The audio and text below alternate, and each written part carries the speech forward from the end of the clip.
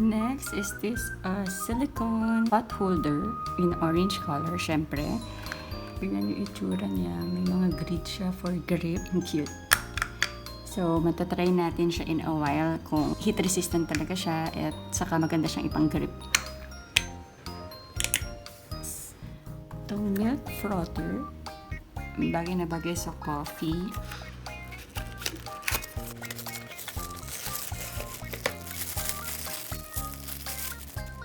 Matte yung finish ng pinaka-handle niya.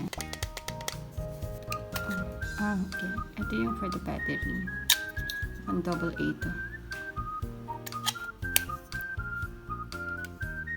Okay. Eye shovel. So, in different sizes siya.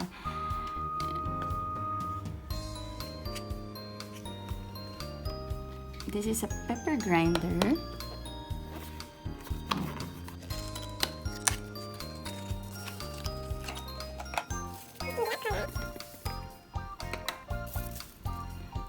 Yung pinaka-body niya is glass. And ito yung grinder. Meron siyang plastic na cover.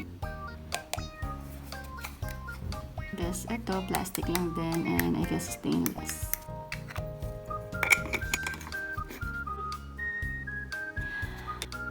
Spatula rest and gawa siya sa manipis na plastic lang pala.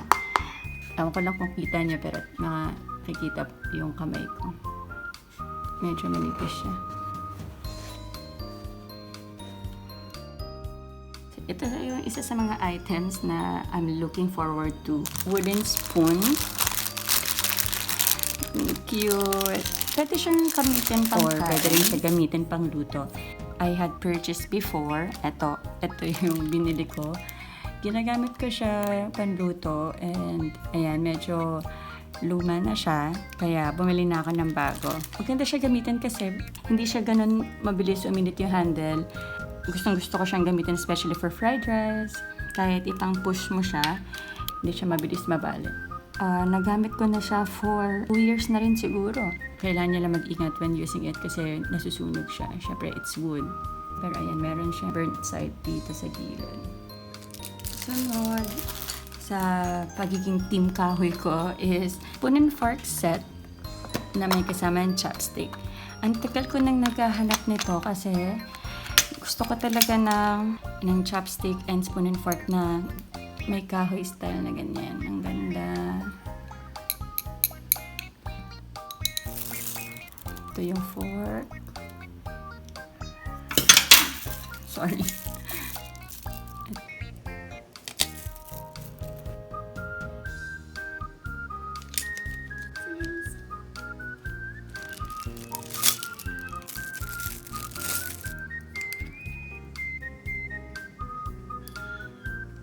Meron siyang thread design na naka-wrap sa dulo. Ganda. Tagal ko nang gusto magkaroon nitong mga wooden utensils para malakas maka-Korean vibes. Next, ito yung mga stirrer naman. Ito siya para sa mga tall glasses.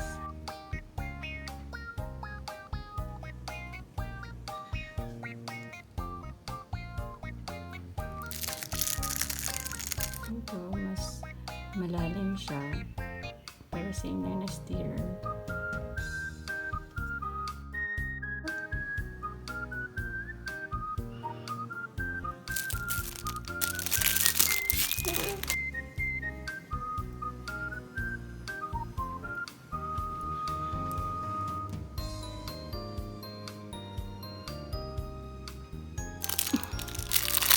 Mini whisk.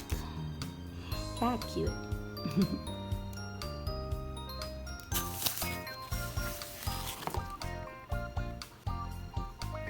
This the capsule cutter. Oops.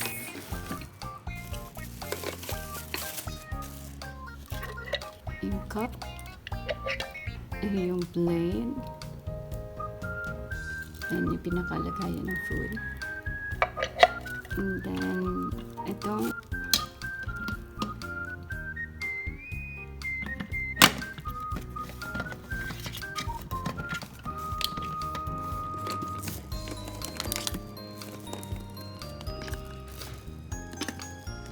trying to screw it. Ang pangit lang pala sa kanya is pinapatong lang pala siya. Wala siyang ikutan. So, ito yung medyo tighten. Tapos ito, ipapatong lang. So, doble ingat lang pagkagamit siguro. Make sure na nakalapat. Then, lagay lang. Then, press. Malakas naman siya.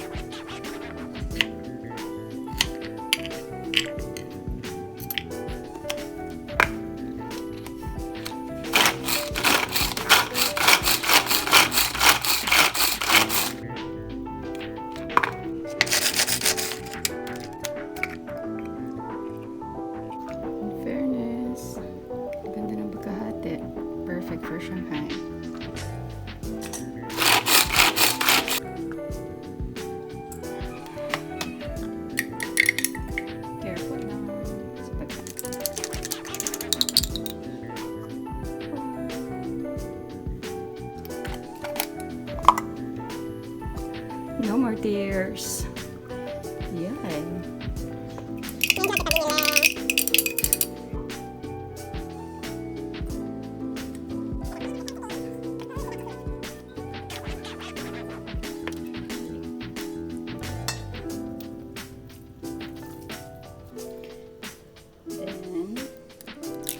usually sinasabi ko yung paglagay. And beat the egg. I'm using the new egg beater.